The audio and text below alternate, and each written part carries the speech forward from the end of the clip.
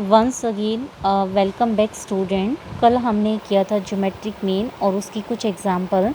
आज हम फर्दर उसी टॉपिक को एक्सटेंड कर रहे हैं। आज हम उसके कुछ और एग्जांपल देखेंगे। सो एग्जांपल नंबर 4 है, the geometric mean of 20 items was found to be 10। कहते कि आपके पास 20 आइटम है और उसका ज्योमेट्रिक मीन कितना है, 10 है। Later on it was found that one item आपका कितना दिया हुआ है, I think 18 was misread as 8। मतलब कहता है कि उसमें से एक आइटम होना तो 18 चाहिए था, लेकिन 18 की जगह उन्होंने गलती से क्या पढ़ लिया है, 8 पढ़ लिया है। Then find the correct value of the geometric mean. यानी आपका ये ज्योमेट्रिक मीन आया वो इनकरेक्ट है, आपको करेक्ट ज्योमेट्रिक मीन निकालना है।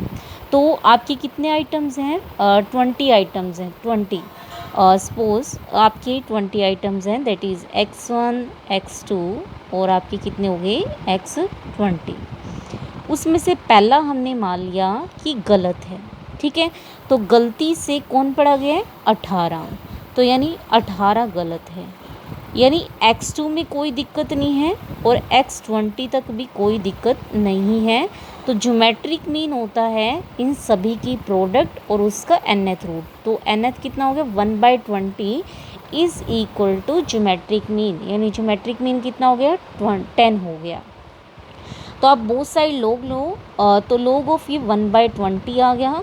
फिर ये क्या बन जाएगा, लोग ऑफ 18 और प्लस में क्या हो गया, लोग ऑफ x2 एंड सोन लोग ऑफ x20।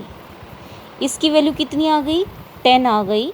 यानी 20 को अगर हम उधर लेके जाएं तो क्या बन जाएगा, ये इंटू में 20, दैट इज़ आपका 200 बन गया।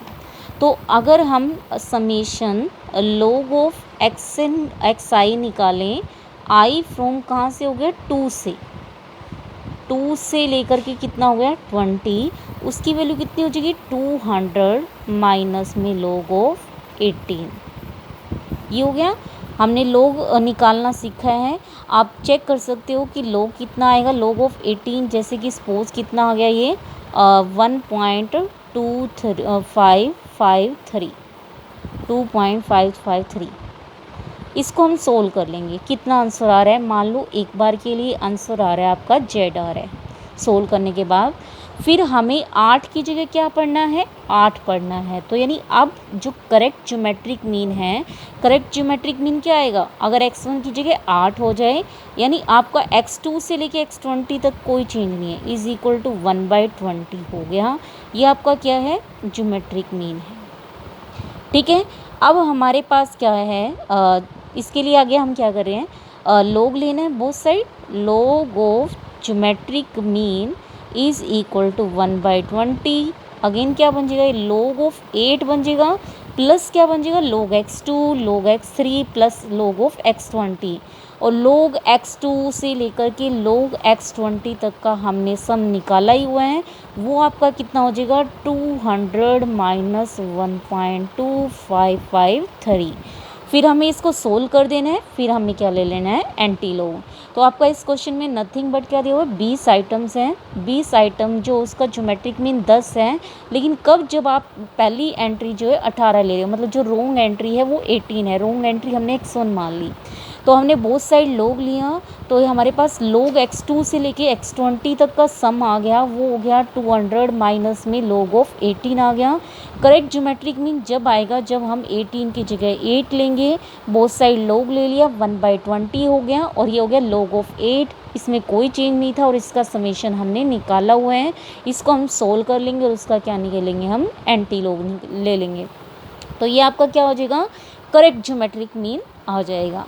नेक्स्ट क्वेश्चन है, if arithmetic mean and geometric mean of 2 values are 10 and 8 respectively, find the 2 values. कहते हैं कि 2 नंबर्स दिए हुए हैं, उनका जो ज्योमेट्रिक मीन है वो तो कितना है आपका 8 है, और जो अर्थमेटिक मीन है वो कितना है, 10 है। आपको वो 2 नंबर्स निकालने हैं। अब हमें पता है कि 2 नंबर्स का अर्थमेटिक मीन मतलब क्या होता है, a + b/2, और अर्थमेटिक मीन कितना है, 10 है, यानी सम की वैल्यू होगी 20। और जो ज्योमेट्रिक मीन होता है वो क्या होता है, प्रोडक्ट कितनी होगी, ए बी और उसका nth रूट, n की वैल्यू 2 ही है, यानी उसका स्क्वायर रूट हो गया, और वो कितना है 8, यानी ए बी जो है वो क्या आ गया 64। अब हमें ये पता है कि सम पता हो हमें और प्रोडक्ट ऑफ नंबर्स पता हो, तो आप क्या बना सकते हो, एक क्वाड्रेटिक इक्वेशन बना सकते हो, that is x square minus में क्या होता है सम कितना हो गया 20 टाइम्स ऑफ एक्स हो गया, प्लस क्या होता है प्रोडक्ट कितनी होगी 64 इज इक्वल टू 0 हो गई। तो आप देख सकते हो कि प्रोडक्ट जो है 64 आनी चाहिए और जो सम है वो -20 आना चाहिए। तो -16 और -4 जो है उनका जो सम है वो तो कितना आ रहा है -20 आ रहा है और प्रोडक्ट कितनी है 16। तो हमारे पास क्या हो गया एक 16, एक तो x की वैल्यू, एक तो इसके फैक्टर बन गया x -16 और एक बन गया x माइनस में 4 इज इक्वल टू 0। तो एक तो x की वैल्यू आ गई 16 और एक x की वैल्यू आ गई 4, यानी इनमें से एक नंबर है 16 और एक नंबर आ गया 4 आ गया। तो इस तरीके से हम क्या निकाल सकते हैं, नंबर्स निकाल सकते हैं। नेक्स्ट आपका क्वेश्चन है arithmetic, sorry not arithmetic, it is geometric mean, geometric mean of combined group. कहते हैं कि दो ग्रुप्स हैं और उनको कंबाइन कर दिया जाए तो कंबाइंड की ज्योमेट्रिक मीन क्या होगी। जैसे कि हमने पहले भी किया था, सपोज आपके n वेरिएबल हैं x1 से लेकर के xn, इसका जो ज्योमेट्रिक मीन है वो सपोज g1 है और हमारे पास m वेरिएबल हैं y1 से y2 ym और इसका जो ज्योमेट्रिक मीन है वो कितना है सपोज g2 है हमारे पास। तो कहते हैं कि इन दोनों को कंबाइन कर दो, कंबाइन कर देंगे तो टोटल कितने हो गए m प्लस n एलिमेंट हो गए। तो यानी इसका ज्योमेट्रिक मीन क्या आएगा x1 से xn, y1 से ym और इसकी पावर कितनी हो गई हमारे पास 1 बाय में n प्लस m हो गया। तो इसको हम ऐसे लिख सकते हैं x1 से लेकर के xn की power 1 by N plus m और हमारे पास क्या हो जाएगा y1 से लेकर के y इंटू में ही आएगा की पावर 1 बाय में n प्लस m लिख सकते हैं। ये हो गया हमारे पास, हमने अलग अलग कर दिया और कुछ भी नहीं है। तो हमारे पास अगर हम देखें x1 से लेकर के xn की प्रोडक्ट और उसका nth रूट वो कितना आपका g1 है।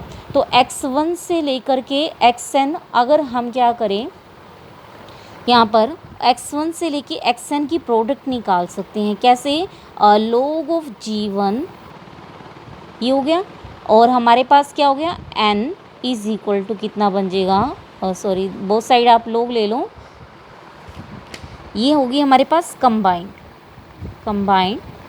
तो हमारे पास कंबाइंड अर्थमेटिक मीन जो है वो आ गया x1 x2 xn raise to power, जैसे आपका कंबाइंड आ गया x1 x2 xn की पावर 1 बाय में n प्लस m और y1 y2 ym raise to power 1 by n plus m। ये प्रोडक्ट में है। हमें क्या करना है, x1 से लेके x2 xn की पावर 1 बाय n, ये कितना दिया हुआ है g1 और y1 से लेकर के ym इसकी प्रोडक्ट 1 बाय m कितना हो गया g2 हो गया। यहाँ पर भी लोग ले लो तो ये हो गया 1 by n log of x1 से लेकर के xn is equal to log of g1 हो गया। या आप एक तरीका कर सकते हो, n से मल्टीप्लाई कर दिया, n से डिवाइड कर दिया, ठीक है, और सेम m से मल्टीप्लाई कर दिया, ये सपोज कंबाइंड है और m से ही हमने क्या कर दिया डिवाइड कर दिया। तो इसको हम एक बार साइड में रखते हैं। तो ये क्या बन गया x1 x2 xn raise to the power कितना हो गया 1 बाई n और वो क्या है g1, यानी g1 की पावर तो हो गई n बाय में n प्लस m इंटू में अब ये वाला साइड रख दिया और ये होगी इसकी पावर 1 बाई m और ये कितना है g2, यानी g2 की पावर n बाय में m बाय में n प्लस m। तो यानी अगर हम लोग लें तो log of g is equal to product जो है समीशन में कन्वर्ट हो जाएगा, यानी log of g1 raise to the power n by n plus m और प्लस में क्या हो गया log of g2 raise to the power m by में n प्लस m।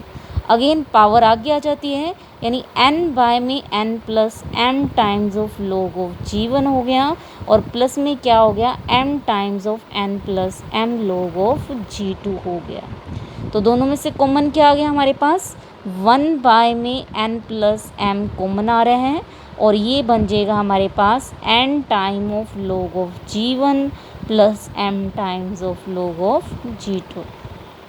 ये बराबर हो गया कंबाइंड, और सॉरी ये प्रोडक्ट में था, ये हो गया हमारे पास कंबाइंड। ठीक है, इसका हमने क्या लिया था, log ले रखा था। फिर अगर हम एंटी log ले लें तो ये क्या आ जाएगी, कंबाइंड ग्रुप की ज्योमेट्रिक मीन, यानी geometric mean is equal to anti log of n times of log of g1 plus में m times of log of g2 by में क्या हो गया, m प्लस n, यानी नथिंग बट आपका क्या है, जिसकी जिस नंबर्स की ज्योमेट्रिक मीन g1 है, तो that is number multiply log of that geometric mean, m times of log of geometric mean by में समेशन हो गया इनका, और फिर इनका क्या लेना है, एंटी log। तो इसके बेस पे आपका क्वेश्चन है, the geometric mean of 10 items was found to be 20, यानी n की वैल्यू है 10 और ज्योमेट्रिक मीन कितना है, 20 है, यानी जो g1 है वो कितना है, 20 है, m जो है वो कितना है, 20 है अगेन, और उसकी जो ज्योमेट्रिक मीन है दैट इज g2 कितना है, 15 है। तो कंबाइंड आपको क्या निकालनी है, ज्योमेट्रिक मीन निकालनी है। तो हमें पता है कि उस नंबर को उसी की आप ज्योमेट्रिक मीन से मल्टीप्लाई कर दो, यानी 10 of log of 20 plus 20 times of log of 15 और divided by m plus n होता था। इन सब को सोल्व करने के बाद जो भी आंसर आएगा उसका एंटी log ले लेंगे, और वो आपका क्या हो जाएगा, कंबाइंड ज्योमेट्रिक मीन हो जाएगा। तो आज का हमारा टॉपिक इतना ही था, इसके क्वेश्चंस हमने किए थे।